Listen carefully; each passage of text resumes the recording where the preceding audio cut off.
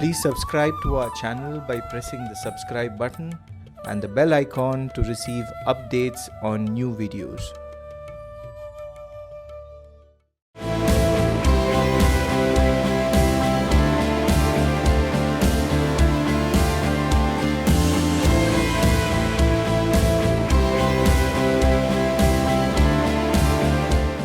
So I am here today to tell you about what we are going to show you in each episode. What are the segments that we are going to discuss in each episode. Every episode we have designed in such a way that it's a combination of 5 or more than 5 segments. What are they? Of course, this same order may not be followed, but I would like to tell you the segments. There will be conversation, story narration, then you would also find an inspirational incident from Grace's personality's life, or an anecdote, or a parable, grammar, and a quote for you to think over. Now I shall tell you individually about these segments. So first I had mentioned about conversation. So conversation is supposed to be between two people. They would come and discuss some issue before you. Then when they discuss, note down what are the points that they are discussing. You would have a story narration. A story would be narrated to you, and on the screen you find the scrolling coming up. Follow the scrolling and the narration. Try to learn the new vocabulary which is being used, the grammar, the structures, etc. Then another segment where either we would have inspirational incidents from great personalities' lives, or an anecdote or a parable which would be narrated to you. Once again the same point comes in.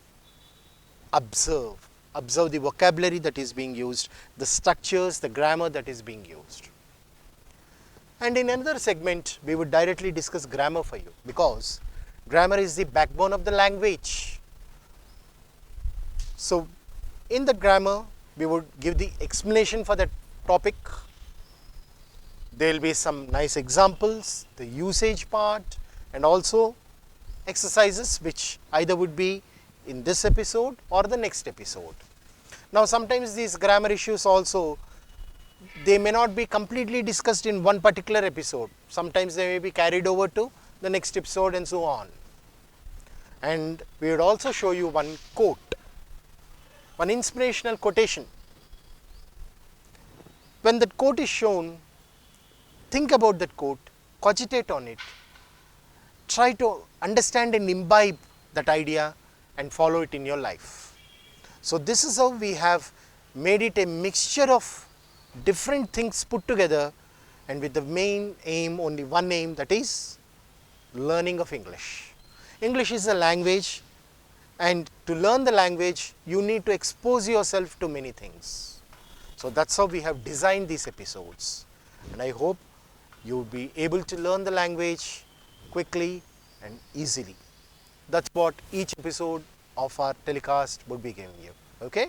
So right away we shall get into the episode. Now we have some grammar for you. Hello everybody, here is another lesson on grammar, and we will learn certain aspects of grammar which will help you speak confidently, fluently. At the same time, they will also help you to pass competitive exams or prepare for competitive exams. Today we have two of our students with us. Let's talk to them. Hello. Hello ma'am. What's your name? My name is Mahendra ma'am. Okay, Mahendra, what are you doing? I am preparing for competitive exams ma'am. Okay. I don't know English grammar ma'am. Okay. I would like to learn English grammar here. Okay. That's why I came here. Okay, very nice. And what about you? My name is Santosh. Okay. I hail from the Timmapur in Karimnagar district. Oh. So Okay. I hope to see myself as a government employee. Okay. I am preparing for competitive exams. Very nice. So, how much confidence do you have? I have no confidence ma'am.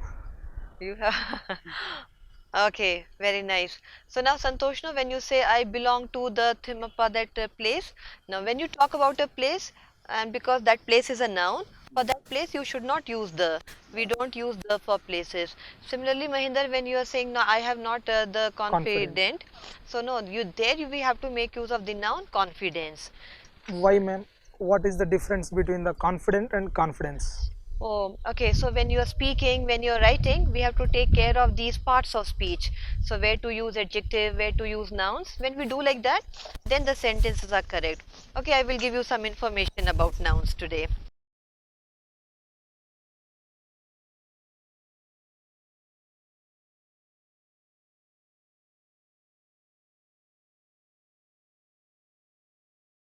So, nouns, we can say that nouns are naming words. Any name which you take, that will be a noun.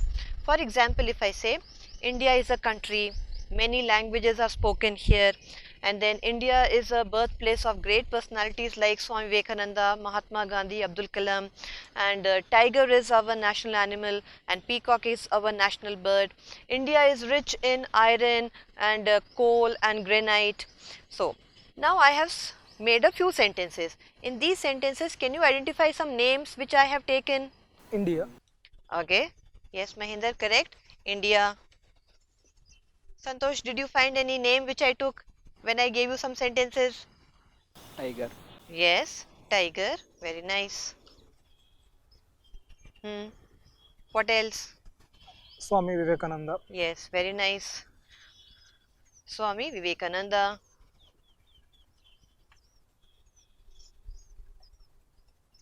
Natural resources. Yes, natural resources like Like air, like. No, in my speech I said India is rich in coal, coal. granite. Yes, granite. Okay, very nice. So then any name which we take is a noun and we call it naming words. So all these are nouns. If you look around yourselves also, everything is a noun. Santosh, what are you sitting on? On chair. What is that chair? It's a noun. It's a noun.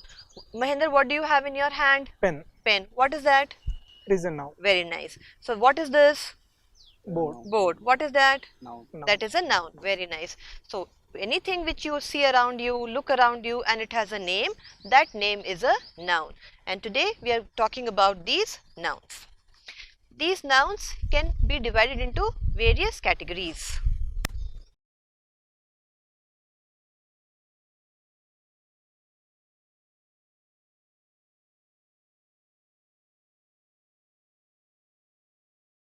These nouns we can classify under various categories like proper noun, common noun, collective noun, material and abstract noun. Now, proper noun. When we say proper noun, they are names of specific people or persons.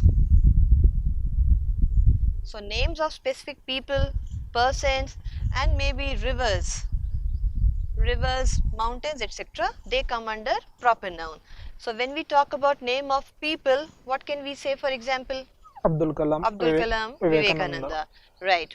Alright, people or persons. Right. Santosh, when we want to say rivers, what can we say? Ganga. The Ganga, The Godavari. the Godavari. Krishna. Very nice. Krishna. When we say mountains, name of the mountains? The Mount Everest. Yes, the Mount Everest, like that. Okay. Now, when we say common noun is the name given to a group. It is name given to a group or to a race or to whole class of, could be animals or birds or people. Alright. For example, if you see an animal, alright, which has two horns and four legs and a tail, and people worship that animal, and we keep it as a, like in our domestic animal, it gives us milk, Cow. right? It is Cow. a cow. Cow. Any animal which looks like that and does the same function, it is a cow. So because cow is a group, cow is a race, and then we have many here. So then cow is a common noun. But here when we say Abdul Kalam is only one, alright? The Ganga, the Godavari, they are one. That's why they are proper. But here because cows can be many, so then cow comes under common noun. Now if I say rose, what do you think? What noun is rose, proper or common? Rose is a flower. Yes, rose a I think flower. it is a common noun, ma'am. Right. Why do you think it's a common noun? Because- many roses. Many roses. If I say think of a rose, you may think of a white rose, you may Red think rose. of a yellow rose, red rose. Different but roses. the different roses, very nice. But when we say Abdul Kalam, we think of only one person. Single person, ma'am. A single person. So that's why the difference is this common and proper noun. They belong to a class, race, or a group. Now, when we say collective noun, then the common nouns we collect and we form a group here. So, a group of common nouns. So then, when we form a group of common nouns, we put them together, then they become collective noun. Okay, for example, I take a rose, a lily, a marigold, alright, a jasmine, and I put them all together. What does that make? If I take so many flowers and then I put them together, and what will we get? When you go to somebody's birthday, you present them Bouquet. something. Bouquet. What is that? Very Bouquet. nice. You present them a bouquet. Alright, or we can also say a bunch. So this bouquet or a bunch of flowers, this bunch is a collective noun because we have so many common nouns in this collective noun. Now for example, we say Dhoni, Virat Kohli, Rohit Sharma, Sachin Tendulkar. Alright, who are all these people? Cricketers. Cricketers. Right, when all these cricketers are put together, what happens? The team. Right, team. they make a team. So what is team? This team is a collective noun. Okay, so these collective nouns have common nouns, alright, like players. These players have names, which is a proper noun because Virat Kohli and Dhoni, all these are proper nouns. So proper nouns are very individuals. This is a race, the whole class, because there are many, and this is a group. And there are different kinds of collective nouns. So Madam, Indian Army is a collective noun or yes, army, of course. Okay, so when we say army, right, army is a collective noun because army has soldiers and these soldiers have names. So yes, of course, army is also a collective noun. It also comes under the category of collective noun. Now, when we say material, it means something which we use to make or manufacture something.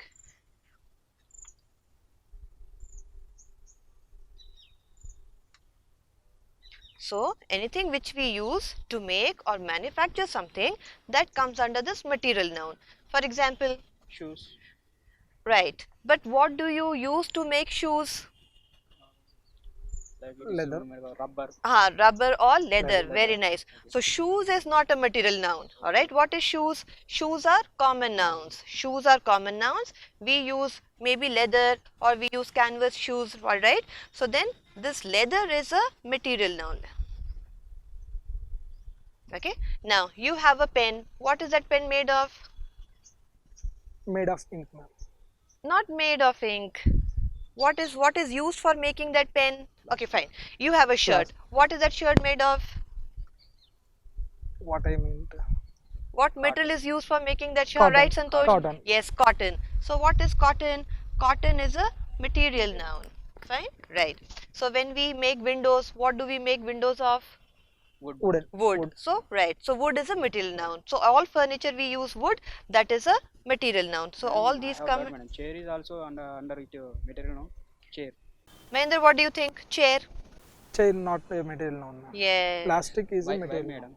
Chair is anything which you can sit on, has 4 legs and 2 armrests. It's a chair. It is a common noun. What you use to make that chair, plastic chair or iron chair or wooden chair. So what you will make use of to make this chair? This chair you will make out of maybe wood or plastic or steel or iron. So these are material. These are common nouns. And there are different materials used in chair. Yes. So that's why it is a common, no? No, not like that. Chair is a common noun. What is chair made of? That is common noun. What is shirt made of? Is it a polyester shirt, cotton shirt or a woolen shirt? So this wool, cotton, they are material nouns. Any raw product, any raw material which we use to make a product, that is a Material noun. Otherwise, what we make out of that is a common noun. For example, no, sweater. Sweater is a common noun. What is sweater made of? Sweater is made of Wool. wool. So wool is a material noun. Then we come to these abstract nouns. These abstract nouns have no shape. Alright, they have no shape, they have no physical form. They have no shape, they have no physical form. You cannot see them, you cannot touch them. It is just a feeling or an emotion. So when we talk about such feelings and emotions, then we have to make use of this abstract noun. Like you were saying, no, confident. So then I said confidence.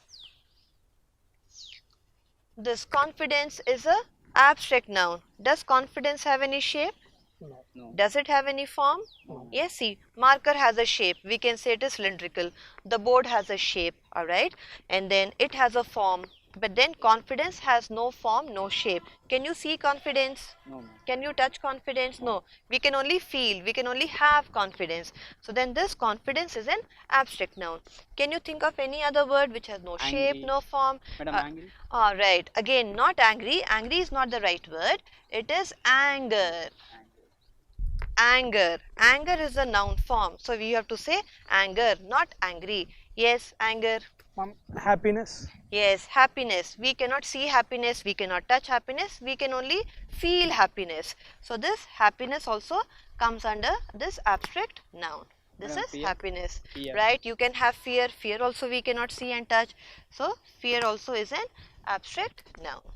So this is how we can classify the nouns.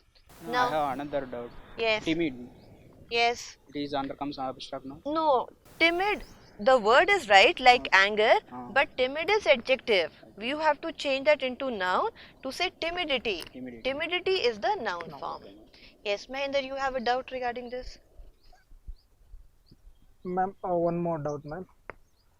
You were asking why? Why should we classify? Yes, ma'am. Right? You were asking why should we What is the need of classifying the nouns into different categories? Oh, okay. The need for this is because when we want to use verbs, when we want to use articles, then depending upon these classifications, we have to decide whether we can use articles for them, alright, or whether we can, what verb we can use for them, because here some may be singular, some may be plural. Depending upon that, we have to use verbs for them.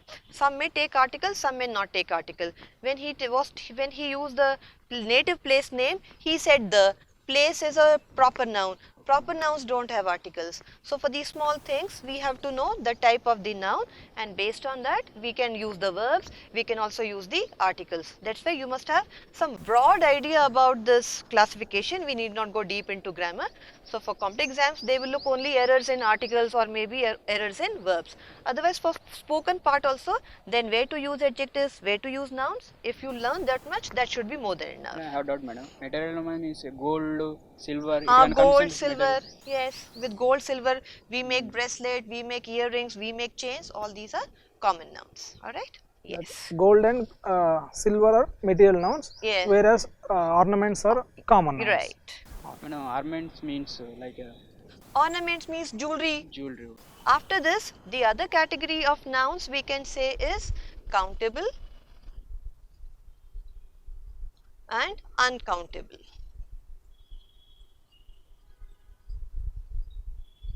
Countable means those which we can count. For example, 1, 2, 3. Alright. Uncountable means which we cannot count. So for example, when we want to say 1, we can say 1 bag, 2 books, alright, 3 pages. So then they become countable because we can count them with the help of number. Here this is uncountable. Uncountable we cannot count because we cannot say 1, 2, 3 in such case. We have gases, liquids, material and mass. So for uncountable, broadly we can have this category. So gases, for example, any gas, name of any gas. Oxygen. Right, oxygen. Now oxygen is uncountable. Alright, we cannot say 1 oxygen or 2 oxygen. But any liquid, You were saying, you were talking about a liquid. Milk. Yes, you said milk, right? So one milk, two milk, we cannot say. Any liquid. So milk, water, tea, coffee, all these come under liquid. But ma'am, we count it as 1 Yeah, liter milk, 2 right. liter So milk. when you want to count this, you have to take again the help of countable. 1 liter, all right, 1 liter milk, a glass of or a bottle of water. How many bottles? One. bottle. So one bottle of water, but water as such we cannot count. Okay, material just now we were talking about gold, silver. Okay, now because the next category you said gold, silver. So this gold, silver also a material, they are uncountable. And mass. Rice. Right, very nice. Mass in the sense of rice and Sugar. sugar and flour. Flour, do you understand? Flour No. with which we make chapatis and puris. Yes. Oh. Alright, so that is called the flour. So all these come under uncountable nouns. We can count those, we cannot count these. So they can take articles, but then these cannot take articles. Alright. Ma'am, can we count the abstract nouns, ma'am? No, you cannot count. You cannot also count. They have no form, they have no shape. So there's no way how we can count. Can you say I have one information? No. Right? Can you say I have two confidence? No. Right. So then confidence and all this we cannot count because they are uncountable. Now, another important aspect of these noun is singular and plural. So then this knowledge of singular and plural helps us to decide whether we have to use article, whether we have to use verbs. So then we must know whether the nouns are singular or plural. A very common way of changing a noun from singular to plural is by adding s. Can you give some example? Pen. Alright, if we say pen, then this Pens. becomes Pens. pens.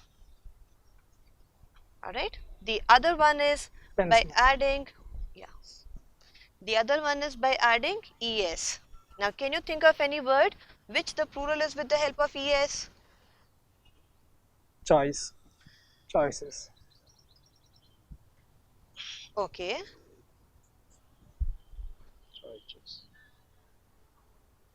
Alright, so here commonly if we have s, double s, ch and x, so then these categories we change with the help of es.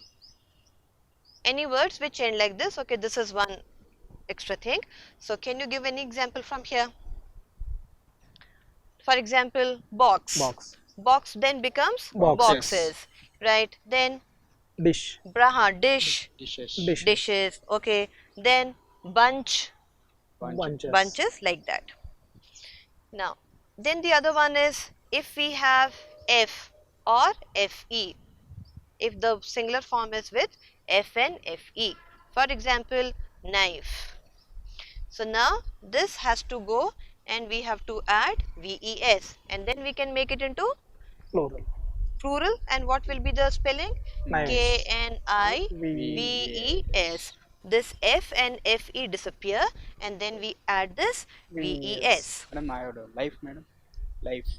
Lives, yes, Lives. same. Anything which is like this will be like that.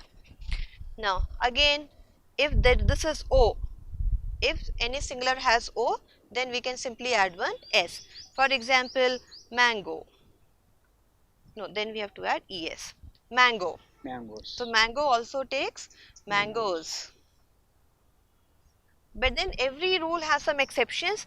When we say photo, now photo has also o. What is the plural of photo? Photos. Then we don't say es, then we simply say photos, P-O-T-H-O-S, and it is like that.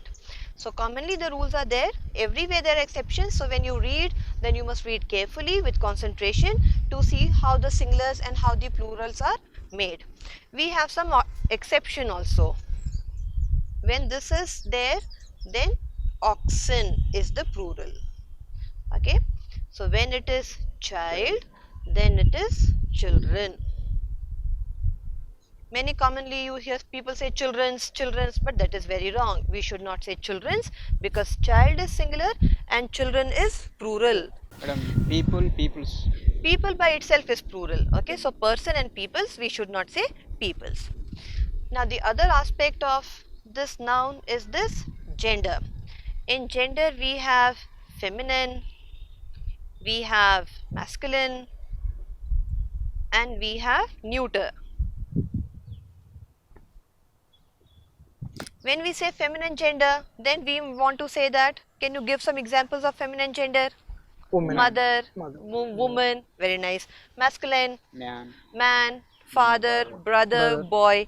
Now neuter gender we use for non-living things. Any non-living thing, then it is a neuter Neuter. gender. For example, any Sun. non-living thing, Chair, madam. chair, Chair, table, table. all these come under this neuter Neuter. gender. Okay. Madam, book, madam. Note. Book also is a, all non-living things are neuter gender. But sometime child and parent, child, parent and any animal can also be treated as a neuter gender. They can also come under neuter gender. So then noun, you must know types of nouns, and then singular and plural nouns, and then gender in nouns, and countable and uncountable nouns. If you have that information, then based on that, when you're writing exam or when you're speaking, you will not make errors in articles, you will not make errors in verbs, and then you will know what is the right verb which you have to use. Okay. You said confident is not noun. Yes. Confidence is noun. Yes. How can we classify and how can we identify the nouns? Right. For that, this is this formation of nouns. We have to understand this formation of nouns. If we understand this formation of nouns, we will know which part of speech a word belongs to. Then commonly, these are the suffixes through which we can identify noun. Now you were talking about confidence. Confidence, spell it CONFIDENCE. So any word which has ENCE at the end, that means that is a noun. Similarly, if it is ANCE also, for example, allow, Allowance. allowance, right? So allow is a verb, you add this ANCE, it becomes a noun. So let's start here. To any word, any action you add ER, it becomes the person. For example, write, a person who writes, Writer. writer is a noun. A person who acts, Actor. actor is a noun. Similarly, TION, so TION, Information. right, information, inform and information. IST, Journalist. IST, Journalist, madam. all right, journal and journalist, correct. Communist, journalist, these Buddhist. are Buddhist, these are nouns. MENT, Comment. comment, yes. Now develop and Development. ment. Madam, So agreement. agree and ment. So develop, agree, these are verbs. We are adding MENT, making them into nouns. Similarly, NESS, like you said, happy. Happiness. Happy is adjective. To add that NESS, it becomes happiness. Happiness. Kindness. So all this kind. So from adjectives, from verbs, we add these and change them into nouns. ITY, Humanity. humanity, yes, safety, Humidity. security, humidity, right, all these are nouns. Hood, Brotherhood. brotherhood, Motherhood. childhood, very nice. Ship, Partnership. partnership, Friendship. friendship, fellowship, scholarship. Then ISM, Journalism. journalism, what you must have when you want to learn something, you must have a lot of Enthusiasm. enthusiasm, and this we have done. So with this also we understand, and then we can make use of the nouns. Now whatever we have learnt about nouns, let us quickly check and see if you can do some of these. Now the first 5 sentences, each one has some error. Can you point that out? The first one is, the teacher gave us a homework. So what is wrong there? The teacher gave us a homework. A, madam. Alright, Before why? homework A. Yes, why? It is article not used in before the homework, because homework is a noun. Right, homework is what noun? Uncountable Uncountable noun, noun. right, because it is uncountable noun. Uncountable nouns, no articles. Second one, your advices are very helpful. And advice. Okay, yes, in English, advice has no No plural. plural. No plural. Advice is only advice. So when the noun is singular, what happens to verb? Is. Is. Right, so the Changes verb sign. also becomes singular. So your advice is very helpful. Now, sheeps are economically useful. What's the problem here? Sheep. Yes, no sheeps. Sheep is only sheep, but here the verb will not change. Whether one sheep or a flock of sheep, sheep is singular, plural, it is only one. So sheep are, fish are. So sheep, fish, nose, they have no plural. Next one, my brother-in-laws are lawyers. What's the error here? Brothers-in-laws. My brothers. Yes, very nice. Commonly, you make this error. We use this S here, brother-in-laws, but it is not here. We have to use here, brothers-in-law. And the last one, my cousin sister is leaving for Australia. My Cousin sister Cousin is sister. not only cousin. Right, here. So you should not have my cousin brother or my cousin sister. No, cousin is a cousin. He is my cousin or she is my cousin. We should not say sister or brother. Now here, can you choose the right word from the bracket to fill in these blanks? Yes. They are happy with their successful or success? Success. They are happy Success. with their success. Success. Right. So their success. English has a lot of Importance. importance. Noun kada A-N-C-E. So we have to use English has a lot of importance. Then three men were arrested. 3 men. Right, because this is plural Indicating number. and MEN is the plural form, MAN is a singular form. So here we have to write 3 men were arrested. Then a table has 4 Legs. 4 plural. So when this is plural, we have to go with the Legs. plural noun, which is legs. And the last one, usually nurses are Women. this one, that one. Second one. Yes, Woman. this is the second one. This kind of plural is wrong. No man's, no woman's. We only say usually nurses are women. MEN and MEN, they indicate the plural. AN, they indicate singular. But I have a doubt, madam. Fifth one, my cousin. Cousin mean it is sister-in-law or brother-in-law, anything. Cousin, no, cousin is not. What do you mean by brother and sister-in-law? Cousin means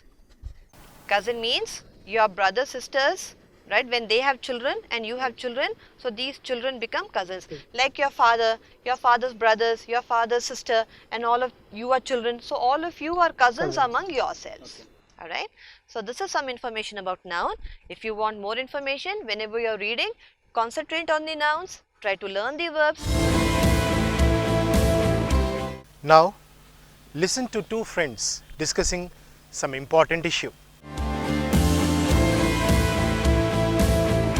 Hi Mansi. Hello, Varsha. You seem to be in a very good mood. I am. I read an excellent book yesterday. I'm feeling so relaxed, so happy. It's nice to know that, Varsha. You know, reading is a very good habit. It is. Reading, there are so many good things that come out of reading. It improves your language skills. It will help you be more creative. It will keep your mind alert. And it will also help you improve and know what is going on in and around you. All the world activities, up-to-date events, you can know by reading. Isn't that true? Exactly, I agree. In fact, one of the advantages of reading is that not only is it a good habit, but when you read newspapers, you know what is going on around you. You get to know about people's views. You get to know about what your government is doing. Exactly. You get to know what the world around you is like. And that is important in an age, in a day like today. In fact, one of the biggest advantages of reading is that when you read books or newspapers, you come across so many new words. That means you come across new vocabulary. Correct. When you see these words being put to use in a sentence, not only do you learn them, but you're also improving your language skills. Very true.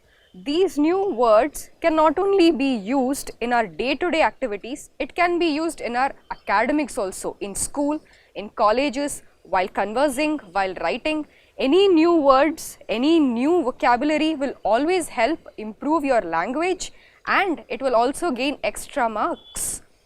And it is a stated fact that reading is a very excellent way of spending time. Yes. It will help your mind relax and your brain active as well. Instead of watching TV, instead of thinking about what to do, what not to do, reading is a best habit to cultivate.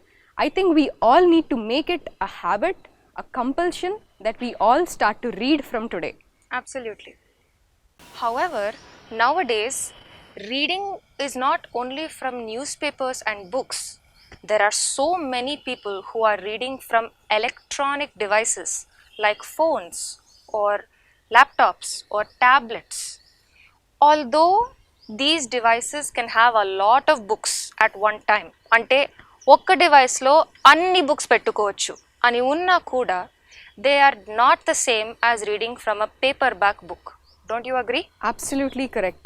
Constantly staring at a screen, be it your mobile phone, your laptops, or your tablets, constantly staring at that screen can cause a lot of strain to your eyes. And there is no much of improvement that is going on. So your reading habit must be properly out of a book or from a newspaper. Your mobile phones or your tablets are having a very small screen. Your eyes are getting strained. Everybody doesn't realize this. దీని reading అనే ఒక importance, దాని beauty is out of reading it from a newspaper or from a book and enjoying it. So we'll all make it a habit to read and to read it from a newspaper or from a book. And not from laptops or phones. Absolutely. Let us listen to a story. Hello everybody, here is another story, and the title of the story is A Time for Everything. A camel and a jackal became good friends. One day, the jackal came to the camel and promised to show him a field of sweet sugarcane. The field of sugarcane was on the other side of the river. The camel agreed to carry the jackal on his back across the river. On reaching the other side, the jackal showed the camel the field of sugarcane. Then he went to the river bank to look for crabs. The jackal had his fill and began to howl. The noise brought all the men of the village there. They saw the camel and beat him with long sticks. The poor camel hadn't even eaten one piece of sugarcane. He ran out of the field. There he saw the jackal waiting for him. The camel quickly set off to cross the river with the jackal on his back. When they reached the middle of the river, the camel asked, "Friend jackal, why did you have to howl?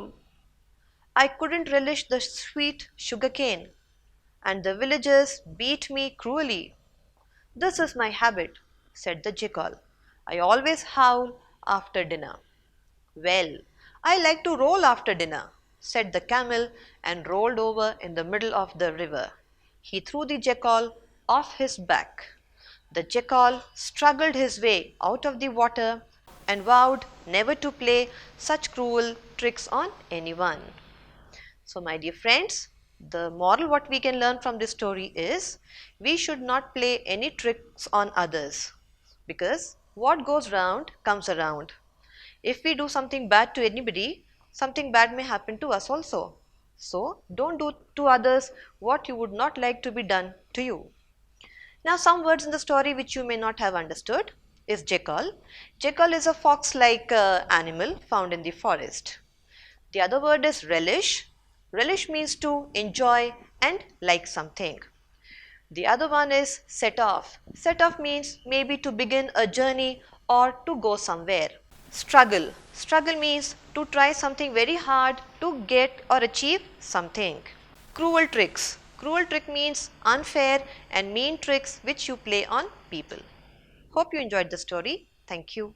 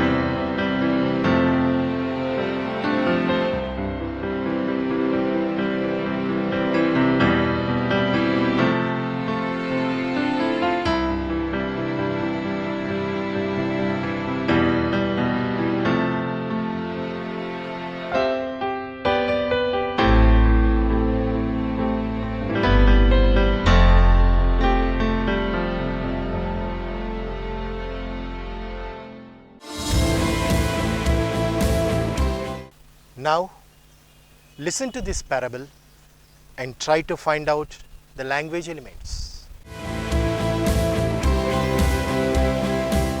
Good morning, Varsha. Good morning, Manasi. Varsha, I'd like to have a small discussion with you. Okay. Now, India, as we all know, is a secular country. True. Secular means that many people practice different religions in the same country. Exactly. We have Hindus, we have Muslims, we have Sikh people, we have Christians, we have Jains, so many kinds of Buddhists religions. also. Buddhists also. But as you see, there are a lot of problems that our country is facing because of so many religions. And I don't think it is necessary. What are your views on this?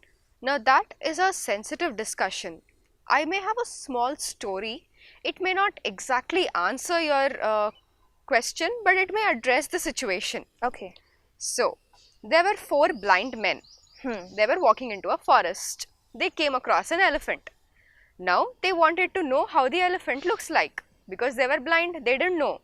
So, what they thought, each of them would feel, touch and experience and then know how the elephant would look like. So, the first blind man touched the trunk of the elephant. And he came to the conclusion that elephant is in the shape of a thick club. A club as in a long bat. Okay. The second blind man touched the belly of the elephant. And he came to the conclusion that elephant is in the shape of a big jar. The third blind man touched the ear of the elephant. And he said elephant is in the shape of a big winnowing basket. Okay. The fourth blind man touched a leg of the elephant. He touched it and he felt and he said elephant is in the shape of a pillar. So, the 4 men ended up arguing. While one said it is in the shape of a basket, the other said it is like a big jar. The other blind man said no, it is like a pillar. And they ended up arguing. They started fighting. Then a passerby was there. He saw and he came and he asked, what is the problem? So these 4 men narrated the incident. This is what has happened. So the passerby looked, he smiled and he said, each of you are assuming the shape of the elephant depending on how you have touched and what you have experienced. You all may be correct in your own way, but the elephant in fact is a combination of trunk, belly, ears, legs, tail and so on. Exactly. Exactly the same way we make assumptions based on our experience, and that is how we end up questioning the other religion without fully knowing about it. Whereas every religion is correct, it is true and very beautiful in their own way. At the end of the day, every religion is praying to the same God. We don't know about the other religion, we must not assume and we must not give a conclusion based on our experience which is not correct. That is exactly what the 4 blind men did. Without knowing completely about the elephant, they came to a conclusion that the elephant is only the shape of a bat, of a basket, a pillar or a jar, which is not completely true. The same way, we must also not make assumptions about other religions without knowing completely about them, where every religion is beautiful in their own way. I think your point is very nice, Varsha. Each of us should appreciate religion only after knowing what it is about, like you said. Exactly. Without knowing, how can we speak about it? That's not fair. True. I think just even small things like that will help a lot of people and will in fact may even solve a lot of quarrels and fighting between people of different religions. I think every one of us should learn this and inculcate this open-mindedness to learn about other religions. Exactly. Thank you for addressing my question. Definitely, and thank you for watching.